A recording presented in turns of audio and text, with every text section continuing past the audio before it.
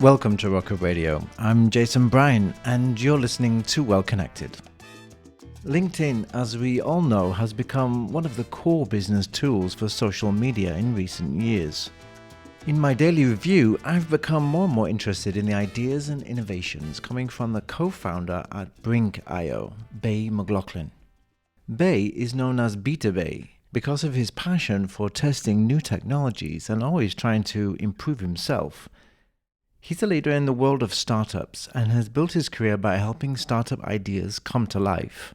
Reading his career story from Apple to Brinc, I thought I should get to know Bay a little better. In his interview, Bay discusses his days in Apple and their Entrepreneurship Evangelism Channel, his roles in various startup companies, and how Brinc is supporting the Internet of Things. We've seen some of the most profound problems in the world be solved by taking data and analyzing it and solving fundamental problems that have plagued humanity for generations, if not forever.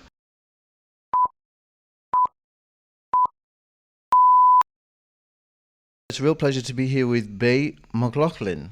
Did I say it correctly? Thanks so much. That's right. You got it. Scottish. Yeah, Scottish. Being British, I probably should know how to pronounce the Scottish name. But that's great. So to kick off, Bay, I would like to do something a little bit different, just to get to know you a little bit. I want to play the this or that game. Do you know the this or that game? No, but I'm sure it can't be that hard. Let's do it. Okay. So, for example, I say Elvis or the Beatles. Perfect. Let's do it. Okay. So the first question is breakfast or no breakfast? Breakfast. Book or Kindle? Book. Running or walking? Running. Car or plane? Plane. eBay or Amazon? Neither, because I live in Asia. Okay, perfect.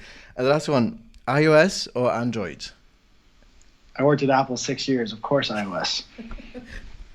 I knew that was going to be a difficult one not to get wrong. Okay, that's it. Just for disclaimer, though, I have gone a full 2 years trying to be conscious of both sides and also being an influencer for Huawei and using their devices. I took a full 2 years, moved everything to Android in terms of operating system, hardware, software, cloud services. So I have been on the other side, completely iOS, only.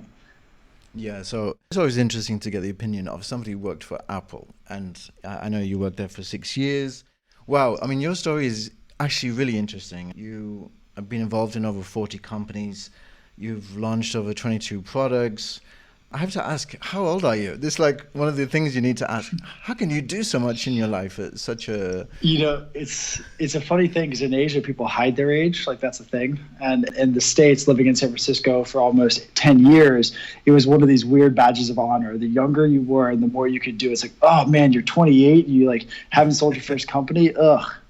And it's a very different thing moving from the States, especially Silicon Valley, to Asia, because out here, I don't care telling people I'm only 34. And yeah, I mean, I've taken advantage of the years I've been on the earth. But at the same time, whenever I look to a lot of the people ahead of me, not just in terms of age, but also accomplishment. I mean, I think age is just such a relative number and it doesn't mean absolutely anything. It's about how you utilize your time and how hard you put it down every day.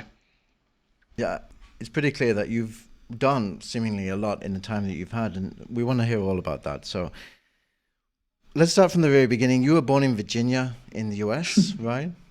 Yeah, small little beach town, Virginia Beach. We did some research, and I love this anecdote of you when you're 12 years old. Your father is in the military, your mother she's an educator, and they say basically you've got to go and make your own money. Is that exactly how it was? Yeah, well, I also was never given anything. There was no such thing as like an allowance just because you were alive, right? It was always a set of chores and things that had to be done. It was, you want anything, you got to do it. So when I was 12, I started saving up so I could get my own car. When I was 16, was, open my own bank account with my mom. And I think it was like, I don't know, it might have been 7 or 8 or something, but knew how to balance a checkbook before I was out of middle school. And just one of those sort of families where it's like, you're going to have to do it on your own because they certainly weren't made of money, very middle class and hardworking. Yeah, the hard work, it actually puts you in good stead, doesn't it? Because you know that I've got to make something of myself. Nobody's going to look after me unless it's me. I appreciate where you're coming from there. So As a boy then, how did you decide to get into tech? Was it something deliberate or was it always going to be the case? No, completely random. And I always try to tell people this because I think when you see people's legacy or their careers, it's really easy to sort of make assumptions. And I really like to be clear about this. You know, everyone in my family was either a military, captain, army, general, whatever, like all the way down to just teachers of all sorts, like PhD down to special education, you name it. But it was absolutely nowhere near me. There was no tech. There was no entrepreneurship. It was just hard work, self-reliance, and just a willingness to learn and try things. And so when I went to college, I was studying marine biology. I graduated with the Advanced Biology Award in my graduating class in high school. I was really in this different gear entirely. And I ended up just finding my way into the business school kind of randomly, found my way into getting a job at Apple in college, also randomly, just sheer hustle, determination. They didn't have a job available, but I think that was the first moment. I was a senior in college. I worked for Apple my senior year during my master's. I just had this knack for being able to portray the real value of technology and the utility it provided in our lives. And it was kind of like a magical moment where I realized, oh crap, like I'm good at this and I really believe in this future and I need to find my way in. And it wasn't given to me. Apple did not hire me after college, which was pretty devastating at the time. I was the top 5 in the world, part of their global advisory board. Like I absolutely crushed it for them. But it was a good lesson learned that no one's going to, even working for Apple in college, which anyone at 21, 22 would be super psyched about, it's still not a foregone conclusion that you're going to get what you want out of your life. So I had to drive cross country with my best friend in my truck, no job, sleeping on couches, trying to find a company to work for. And I just realized, like, I just have to go to Silicon Valley. Like, I'll figure it out when I get there. And that was kind of the real beginning of the tech story, although there's a little bit of kind of precursor during my college years, but there is absolutely no way anyone in my business or my family would have ever been able to predict my career path. No, that's totally interesting. I want to dig into the point about Apple though, because from the outsider's perspective, maybe you have this idea of Apple being somewhat a cross between a really scientific company and then this kind of like almost hippie innovation space. What was it like working for Apple?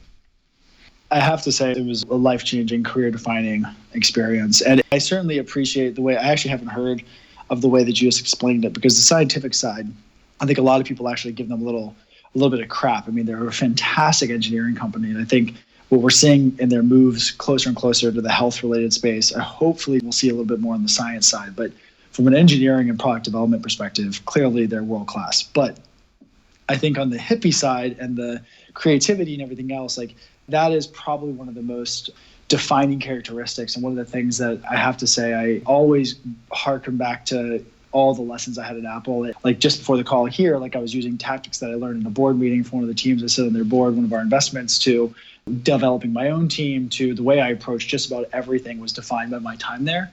It's actually one of kind of my big bits of advice to everyone, which isn't really the audience in this podcast, but just general bits of advice for anyone that listens as a niece, nephew, son, daughter, whatever, is getting experience in a startup when you're really early in your career and then going back to a company like Apple and learning how to execute at such an intense level of perfection always.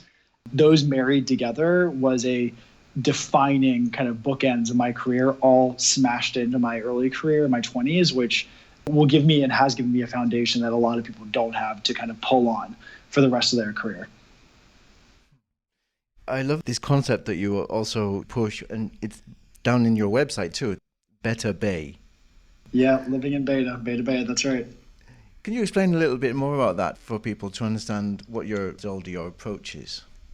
Yeah, and this is really personal. It's not about my company. I had this idea of BetaBay with one of my roommates in San Francisco back when it was probably 26 or something, about 8 years ago. And it's really kind of resonated with me because I think the challenge that we have, especially in the super connected space and the kind of all the generation that's growing up now, is you're always looking and sort of comparing yourself to every single filtered version of our lives online. And even if you don't, let's say you didn't have social media and we didn't have the last 15 years of kind of comparing ourselves. I mean, a big generation of us that grew up in the 70s, 80s, 90s, like we just put pressure on ourselves because that's the way our parents were. They want us to achieve. Oh man, in Asia, I see it's like whole next level, right? The amount of pressure people put on their kids. But to me, it was this like methodology for me to help not only myself, but my employees, all the teams that I advise and invested in, and people I coach. Was I just wanted to help people realize, look, beta is this concept, if you don't know, about in technology where you develop a product, a service, an application, whatever it is, and you give it to people called beta testers. And the whole point is very simple. You're looking for the mistakes. You acknowledge there will be mistakes, and you're trying to get feedback, and you're trying to make things better. And the reality is in our lives that we are always in some state of imperfection, because you are where you are right this very second. You weigh what you weigh, you look like you look like, you have the money in your bank account that you have the title you have, you live in the world that you have your family and your partners and your kids. Everything is just the way it is right this second. And you can't do anything about that right now. But if you can accept the fact that you're always in beta, then you're most likely, you have a chance at least to go down a path where you can accept where you are, that you're always going to be imperfect to some degree. And you can start working on the pieces that you want to improve tomorrow. So it's a way for me to personally deal with all the pressure I put on myself and all the achievements and things I want to do in my life, but also a framework that I can kind of help other people that I work with, my employees, my investments, people I, coach and do my talks, and just like help people take a step back and just recognize that you can't do anything about where you are right this second. Get over it. But you can change tomorrow, and you can start slowly working on the things you want to change. Yeah, and I guess that this openness, because essentially for me, I interpret it a bit like openness. I can go in a different direction if I want. I can be creative. It's definitely something for an entrepreneurship background, isn't it? It's something that is core to kind of like being open to the possibilities of products or services, this kind of thing. Yeah, I think it sort of permeates everything. I mean, I certainly think that there's a connection there with being entrepreneurial and open-minded, but I really think this is like an opportunity for so many people to really give themselves a chance when they really aren't. They're sort of setting themselves up for failure right away because they're putting themselves in this sort of perpetual loop of what's not perfect. What else do I have to be doing? And they're not just taking one little step back. So anyways, living in beta has been a big help to me and a ton of people that I've connected with around the world. And I have to say, like, I'm lucky I kind of stumbled onto this framework in my 20s. That's really helped me get over the fact, that I put too much pressure on myself, and I always want to be doing more. And one other thing that I noticed about you from your website is you also do trainings on mentorship. I mean, you believe everybody needs a mentor, or is it more that you want to tell your story of mentorship? Or every message, every keynote, all my social media that I put out, it's really this message around self-reliance and personal responsibility. I have this other framework that I haven't released, but I've been testing the last couple of years, is like leading yourself first. And everyone wants to do better, wants to achieve more, wants to have more responsibility. But most people don't take personal accountability for their shit every day.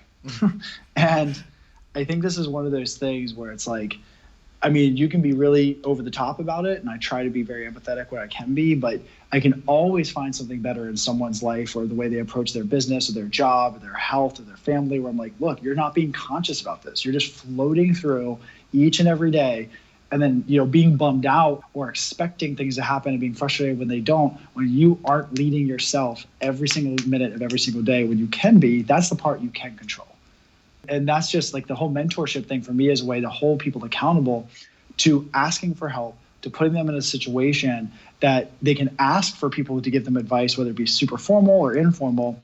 But I mean, I don't know about you, I meet people every day and it blows my mind still. I've been running mentor classes and teaching people about this since I was like in my mid-20s. Like, people still every day wonder why they aren't where they want to be. And then I ask them, do they have any mentors or advisors? And they say no. And then I ask them, have you ever tried? No, well, I didn't know how. Right. It's like, wow. Like, what do you think was going to happen? Right? Like, people don't get the best because they read all the books, or they watch all the, vlogs, or they go to all the conferences, or they put more hours in the office. Like, those are all ways to learn, but you need people to give you a hand up. You need people to give you the insights, the access, make introductions. And so there's different ways to structure that. And that's just one of the classes that I teach. For me, I have had mentors in my life, but I do know one thing. I never knew that this was the work I was going to get into when I was older. So looking for a mentor was something really difficult to do. How would I find a mentor who would be able to get me to the next place that I need to be when I didn't know exactly where the telecoms or the tech world was going to take me? Yeah, one of the things I think people mix up a lot is the difference between mentors and advisors. So the way that I delineate this, and again, it's my personal definition. I get a little frustrated. I think people have really mixed up the definitions, but an advisor is generally tactical or strategic in an industry. So what you were talking about is like the advisors within your space today, or maybe a space you want to get into. A mentor is more personal and with you for longer periods, and it's less about your job and it's more about you as a person. And so having mentors, it doesn't really matter what jobs you take. It doesn't matter what parts of the world you live in, what statuses you climb in life, because that person will fundamentally be there to push you. And the other side is advisors. Like my advisors have come and gone many times throughout my career. And I've been in tech the whole time, but they changed because the problems I'm facing are different throughout my career. Or regionally, I have different, problems now living in Asia or doing business in Asia, Middle East, Europe, North Africa, places that I haven't done business before that I normally would have gone to when I was in the Valley. Like I can't really use those same resources like I used to. So I think just delineating between those two, advisors and mentors, advisors pick them up based on the industry, based on the things you want to accomplish in your professional career. Mentors are those people that you look back on and say, that person's always been there when I've asked for questions, right? That person's always taken the coffee. That person's always cared about me. That person's always kind of reached out. I kind of look up to them for X, Y, and Z reasons, ways they live their life, ways they've approached certain aspects of their life. I think that's a good way of dividing those two up and then finding the right people. Brilliant. Okay, Bay, thank you for the explanation. It certainly helped me to clear my mind a little bit. In terms of going back to your career then, you left Apple. It'd been a success, but what was the next step? Because you actually left and you wanted to move on to do something. What was the next thing that you did? So I created a framework, and this is actually another thing that I find a lot of people put too much pressure on themselves, which is what's next? And this was for me at Apple. I put myself in a fortunate position. I saved a bunch of money, bought a bunch of stock at Apple. And then I had this moment where I had a little bit of money and I said, okay, I need to figure out what's right, not what's next. And I was in a fortunate enough position, right? A lot of people don't have the money in the bank to give themselves that kind of freedom. And I had. So I decided I was going to invest in doing more things, saying yes to more things that I got excited about and saying no to things that I wasn't. And I was going to do that as long as I needed to till I found where I wanted to really be. And that was the whole framework of I'm not looking for what's next. I'm looking for what's right. And the problem in the Valley is there's so many what's nexts. I mean, my division at Apple, like just my team alone, we are managing 6,500 startup companies in all the VCs in the Valley. So you can imagine a lot of the investors were like, hey, what are you doing next? Like, I want to know what's going on. Like, what's Bay going to be doing after Apple? And the whole answer was essentially a framework to get people off my back. And because I didn't have an answer. Steven passed away. A lot of shit changed at Apple.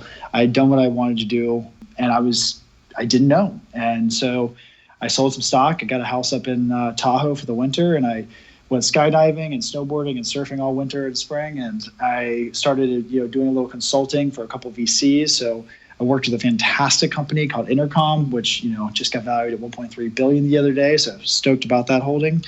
And really just said yes to more things that were exciting, like a turnaround for a film company. I did a turnaround for a juice company.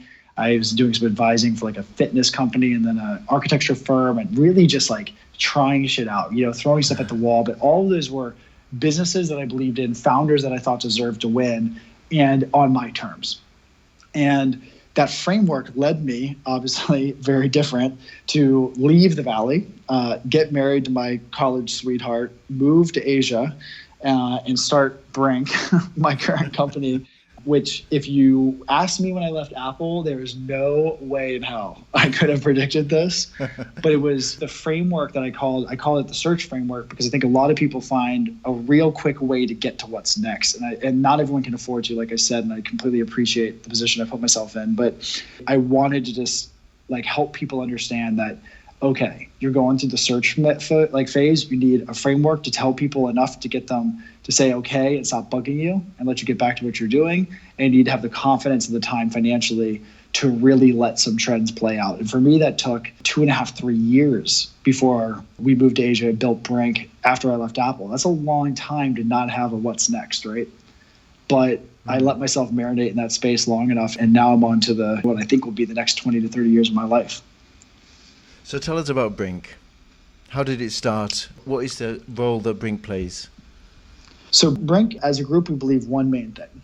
that the physical world will be connected. And we have a phrase saying connectivity changes everything. And most people like, oh, it's pretty general. And they think, oh, like the next 2 billion people will come onto the internet. Sure, interpret it however you want. But what we mean is we've seen some of the most profound problems in the world be solved by taking data and analyzing it and solving fundamental problems that have plagued humanity for generations, if not forever. And we look around the world and people think of IoT or data coming from stuff like your connected car, your wearable. Sure, it's all there. But fundamentally, we believe it's our job to support innovators in the physical world to help unlock the information that's stuck in the world. So how many different times does this plant grow at a certain pace? Why can't we increase the yield to help people eat food, at greater scale with less inefficiency? Or why do people with diabetes have to have their legs amputated because they lose sensation in their legs? And we can predict this in advance. There's all these problems. Or autonomous cars, like 1.4 million people die every year. That doesn't have to happen. And this is all about getting sensors into the physical world. So we started the company by investing our own money, and we've been doing that for 3.5 years now. We now have funds online. We have multiple divisions and services, all the way from early education services where you can connect to our community via our partnership either with F-Success and Brinc, our company we acquired, enterchina.co, if you want to learn about building your first hardware business, through our accelerator programs where we invest up to 100,000 USD per team. We've done 31 investments. We're just about to announce another 12. So we'll have 43 investments in the portfolio as of next week. Then our studio in China, where we help people make their products in China their first time. And that's so profound. The ability to take an idea from a corporation, a startup, an SME, a university, and help them get China right the first time, which is critical for physical innovation. We've helped ship 32 products in the last 2 years, which is, makes me so proud to see all these products in the world because we help people navigate and deal with China. Or our growth team, which is helping with financing inventory, entering new markets like the Middle East or China for teams that are a little bit later.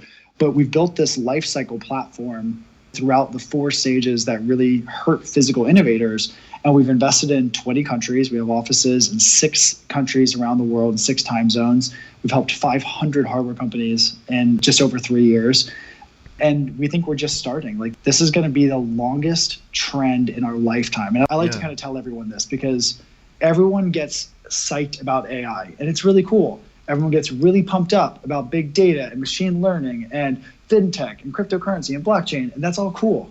But the problem is all of those are going to be here and gone in the next 10 years. And even though they may have started in research 25, 30 years ago with AI, et cetera, they will materialize right before our eyes in the next 10 years. And that you obviously know the quote about we all over-exaggerate the innovation or change that will happen in the next 2, but always under-exaggerate or undervalue how much change happens in 10 years.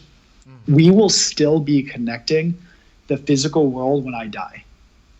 And this is where I think people have a hard time getting their head around how big IoT is. And it's a terrible vernacular, like the Internet of Things is really a bad marketing term. But the connecting of the physical world is going to take a generation. And that means that we are going to live in a profoundly different place when you and I are 60 than we are today, and we still won't be done. And that's what gets us fired up at Brinc, is that the things that we do today will still be relevant, if not paramount, when we're 50, 60, 70. And what we're doing today will actually be additive and not be on to our 5th trend that we have to hurry up and learn a whole new thing and then it's gone. So we're looking very long term. So basically like if a platform for IoT then. And if I'm going to pin it down, if I'm going to explain it, what would I be buying from you? From Brinc, what would be your product? Is it advice? Is it consulting? Is it just an infrastructure? Or right now, the only real thing we do is we help people build physical innovation. And so people would join our membership platform on our Enter-China community. They would join our free communities for the F-Success and IoT, which we run. They would apply to our accelerator, where we'd invest money in exchange for equity in their business. They would pay for our services to help them build their products in China, or they'd apply for financing and growth opportunities in the Middle East, North Africa, China, or if they have a big order they want to finance. That's currently the formal way. Now, if you're an investor and you are a corporation or a government. There's all sorts of other ways that we can work together, like we have in many regions, to unlock the potential via investments, funds, schemes with the government, etc. But really, the way a consumer interacts or a business is they buy our products. We represent it's crazy. Yeah. Like, we literally were not even a business 4 years ago. And I look around our lives and it cracks me up just how many products are ours. Like, we ship literally hundreds of thousands of products, and that's mind-bending to me. And we're just starting. So I think it's hard to say what you quote unquote buy from Brinc. We're certainly an enabling platform. We consider ourselves an ecosystem. I think the word platform, unfortunately, is very much a software term. Yeah. And people think of like IoT platform being data analytics, which we do not do. It's definitely an enabling platform for physical innovation at any size, at any scale, anywhere in the world.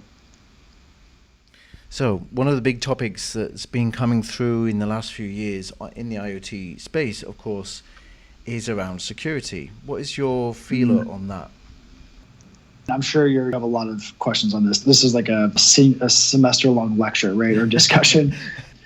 I think there are few people in the world that truly understand what's required here, and potentially no one. Yeah.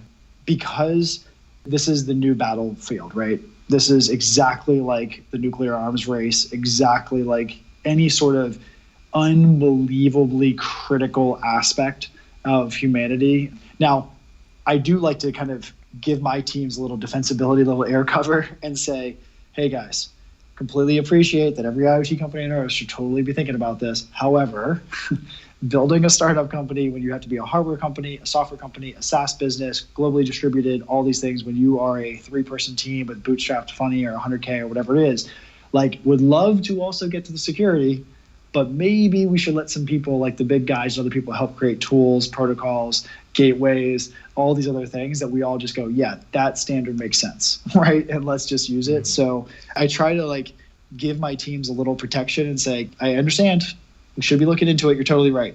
We're also trying to survive. And we're trying to build step one of these businesses. So I think it's critical, but I think it's a much larger conversation than anyone's startup. Exactly.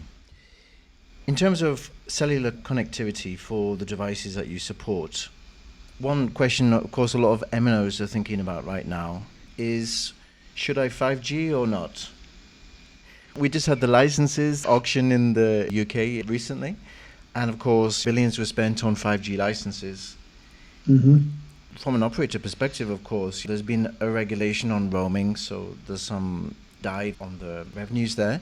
There's been, of course, competition from OTT or chat apps, let's say. Mm-hmm. Now there's 5G. It's another challenge, it's another expense, it's a cost. Is it needed for the IoT world? Is it needed for the kind of IoT products, in your experience? This is like a very interesting argument depending on where you sit in the world. So if you're a telco or you're a government or a corporation and you're wondering like whether you should or shouldn't, you're already behind. And this would be like arguing that the world will be less connected or kind of stay neutral where we are today versus becoming more connected. That is just a stupid bet. And of course, it's more money, it's complicated, it's new. Check, check, check. Of course it is. In terms of IoT, the reality is, which is fantastic to be, again, kind of good timing for all of us that are in this game, is that this is the first level of the internet or the connectivity that was ever connected specifically with machines in mind. So 4G, 3G, all the other things were meant for humans to interact. 5G was the first infrastructure ever designed, specifically for machine-to-machine communication. And this is in my opinion, the biggest boon for IoT that has ever existed. And I think if you're an operator in particular, if you want to go down that rabbit hole, I think there's a couple of challenges. We're also a partner with some big telcos around the world. And it seems so clear to me that the end value is in owning the relationship with the customer, or you have to own the pipes. And even pipes will become kind of commoditized over time, as I think you can all know. Anyone that has data, voice, everyone else, like no one really cares, right? I say this on stage in my 50, 60 talks a year I give. I always say this, having worked at Apple, and hold up my iPhone and say, I worked at this company for 6 years. I never have and I never will give two shits what's in this device. Like, I'm personally enamored. I think it's beautiful. I think they do great engineering. I just don't care. And we don't care, similar to who gives us health insurance, we don't care who gives us our cell phone provisions. We just don't care. We want the value that it brings to us. And as a telco, I always am very honest, just like with all my medical insurance partners and all the other kind of big corporate partners we have, is I say, guys, you're not competing with your normal competitors that you're used to every year. You're competing with Apple, Google, and I used to say Facebook, although they're getting a bit of a bad rap right now. But you don't compete with the people that provide the service you provide today. You compete with the people that have my loyalty and my relationship. That is the thing that you fight on. And the problem is we don't like you. And that's the problem with being a telco, is that it's invisible. We've all had a million problems with them over the years, like getting our rates jacked up, throttling our data, whatever it is. Like there's a million reasons why we get frustrated.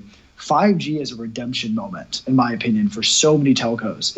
This is the moment to do it right, to not mess up the business model, to not nickel and dime us, to look at all the additional awesome experiences that can be connected and powered through you, through all the retail stores that you have, through the relationships that you'll have to regenerate with us, but you totally can actually do, but not to become this sort of invisible pipe that we never see, because eventually, like, I'm just going to buy my internet from Apple with the eSIM, or I'm just going to buy whatever, and then I really don't care.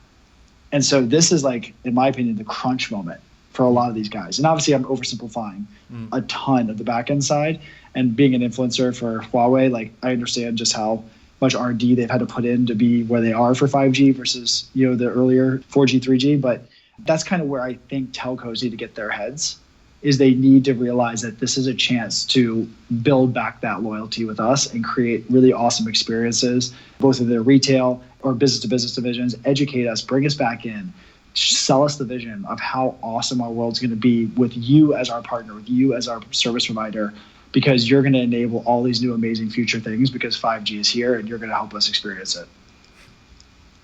Very positive. I like this a lot. I think that a lot of operators are on the shelf. They're not quite sure where to go with that, but I can tell you one thing. I would love to redo this in 3 years for the ones that decide not to invest in 5G. Yeah. Well, from an operator perspective, we're still thinking about a roaming perspective. We're still getting our head around voice over the actual data network. So LTE, for example, doesn't have the ability to make a call. You need to have something set up called VoLTE for that to work. You have that in the US, but not necessarily everywhere. And so that's a challenge in itself for now. Can I throw out a random challenge? I've done this in a variety of countries around the world. So as an influencer and like a social media guest character, whatever you want to call me, like online, this is something that I've always wanted people to think about, like rethink your model. Why wouldn't, like for me, I travel constantly. And I used to use the T-Mobile roaming plan. I've got China Mobile for Hong Kong and China. I've had a variety of third-party kind of eSIM groups that you can buy from. Okay, look, they all suck for one reason or another. Two things. I am willing, like people like me, there's a lot of people, what is the price, to actually just let me use the damn internet as much as I want wherever I am? What's that price? Someone figured that crap out and stitch it together. Maybe Apple's already done that with the eSIM. The second one is, think about the amount of content that's created in the world and how much money you could get for branding, how much money you spend. So right now, I've been saying this to every telco. So anyone's listening, give me a ring. I will individually brand. I will even rubber stamp it, put a watermark in. If I can just get high-speed internet to create all the content and do everything I do all over the place, I will easily give you branding on that spot because I don't even care. I still pay for it myself. It's not the point. We want to create stuff. We want to use the internet. And instead of making it so hard, get your head in a different gear and think of the model where your uplink, which is cheaper than your downlink usually, you can actually find a way to create marketing content and collateral and brand awareness through people like us that just want to create and consume and be out on the internet all day long versus like the nickel and diming and all the kind of pain in the butt stuff. So anyways, that's a challenge I've thrown out to many telcos, and I'm still open for global sponsors. So if anyone has one, let me know. No, we have definitely a lot of telcos listening to these podcasts, and it's we'll put the challenge out to them. So in terms of the future, something you're excited about? I see so many ideas that I think are good ideas or good businesses, but they're not necessarily worth really spending your life working on. I am profoundly excited right now about not only the volume of applications to our accelerator for investment, but also the technologies that I'm seeing in medical health tech and agricultural technologies. I still invest a ton in, and Brinc has a ton of investments in drone technologies, transport technologies, fitness and sports technologies, smart cities, safe cities. But the things that really just personally do it for me right now, I think that we're about to go through like one of the biggest crises the world's ever seen in health and food and water and everything else. And this is going to be a moment where I think IoT really shines. The ability to unlock data from the water table, to unlock data from the palm oil plantations and the cattle and the rice fields, and to unlock data about diabetes and our lifestyle, and actually start breaking through, because the amount of data we have, the power we have to crunch the data with all the different algorithms, AI, like different intelligence engines that have been created, the big companies getting involved, like JP Morgan with Berkshire Hathaway and Amazon, and what Apple's doing right now. There are so many people finally working on some of these massive challenges. And at the end of the day, they're fundamentally human, but guess what? They all are data problems. And this is going to be that decade, and that the fact that we even play in this world just gives me goosebumps. Like the ability to even just have a very small impact on something like diabetes and people that have to have their legs amputated, or increasing the efficiency of palm oil plantations, which unfortunately cause a lot of deforestation and extinctions of different species, to medical adherence, like all these things that we're involved with. That gets me pumped. And I also obviously we're investing in a lot of other coal companies too, but like I think that this is that decade to really truly show what tech can do to actually save the world. And that gets me out of bed every day. Now, I think when you're talking about food and agriculture and health, when you combine those in the IoT space, imagine understanding what is in your food or what is in your water. I mean, these are basic things we should know by now. And of course, the brands are not necessarily going to tell us exactly what's happened or exactly what's in it, in the food, in the water. Yeah, I think you're hitting on something really important there. And I think any solution which can solve those problems, you can imagine the impact it's going to have on continents like Africa. It's going to be incredible. Yeah, I can give you a huge list of all the investments we made in the space, but it's just like, it's one of those things that you think about what you do in your life, forget the titles, forget the money, forget the experiences, the blah, blah, blah. Just thinking that if you could help move the needle 0.0001% on a problem like the food or the water supply or diabetes, Jesus, I mean, you could go to sleep, have your life and be happy saying, I just barely moved that needle forward, but look how many people that affected. Yeah, indeed. One more question for you. It's about MIoT, what we call mobile IoT, LTE-M, NB-IoT. I have to cover them off because from an operator perspective, these are buzz topics right now in terms of connectivity. What's the feeling in Asia, let's say, on those topics? I'm going to flip it a little bit because I am happy that people are thinking like this, but I think that you really do have to understand like what's a buzzword and like the trends versus like what's the impact here. So for me, I think what's really interesting about Asia, and let's just use connectivity, forget all the different acronyms you just listed off. Think about all those enabling types of technologies and the impact and where they're really valuable. So in Asia, one of the things that I find profoundly valuable, and I try to push this to as many people as I can, is the problems that humans face in Asia are the problems of the future. So we live in a density and an environment and a level of connectivity that almost no one in the West can get their head around. I mean, I love New York. My wife and I still have our place there.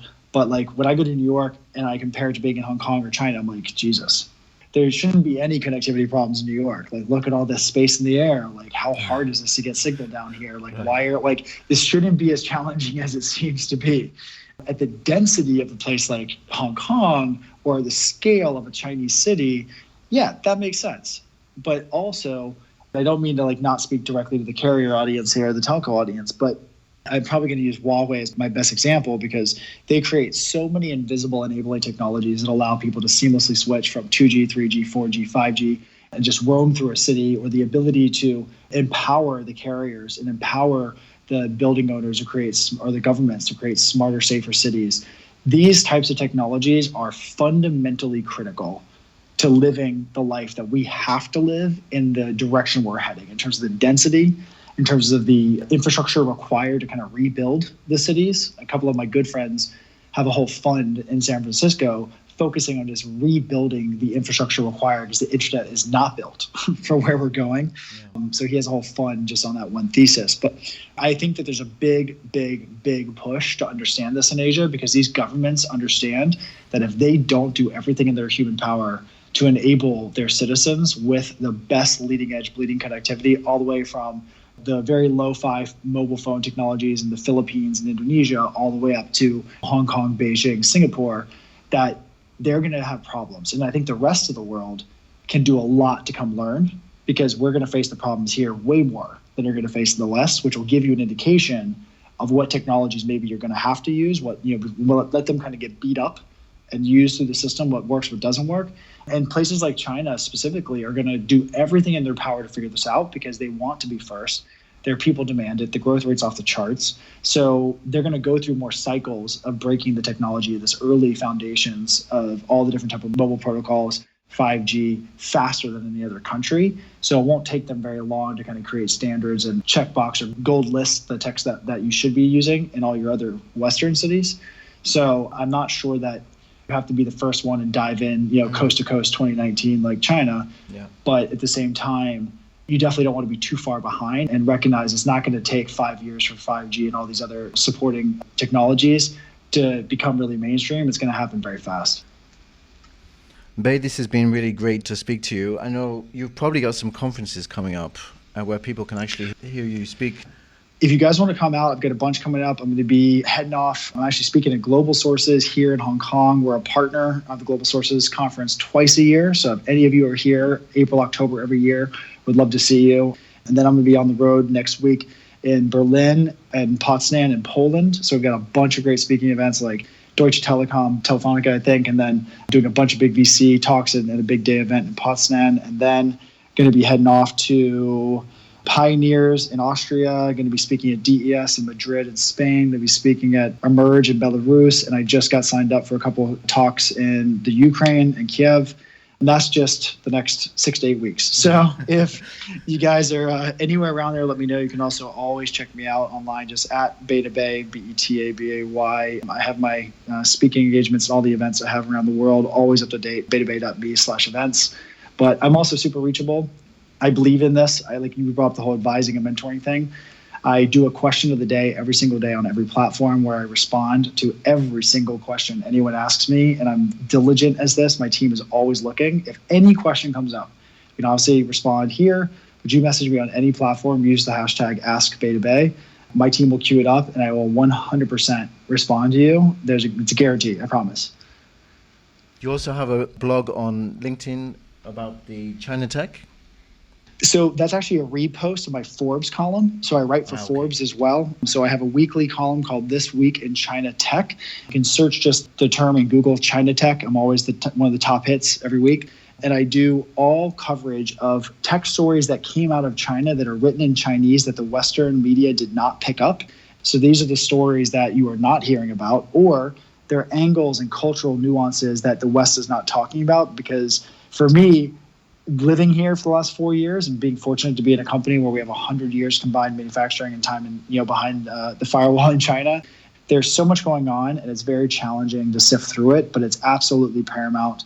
If you're in tech, if you want to be a business person in the future, you need to be paying attention to China. And so for me, this is sort of my way weekly to kind of, I say, eat my vegetables, kind of do my homework and make sure that all the things that I fundamentally can feel is happening, I actually can dig through and really sort out why it matters, and then help kind of give that to an audience every single week for free to try to help them make sense of it too. Bay, this has been a real pleasure and inspiration. I wish you very good travels, good conferences in the future. Thank you so much for your time. Thank you so much, Jason. We hope you enjoyed this week's podcast. Look out for more in the Well Connected series in the coming weeks.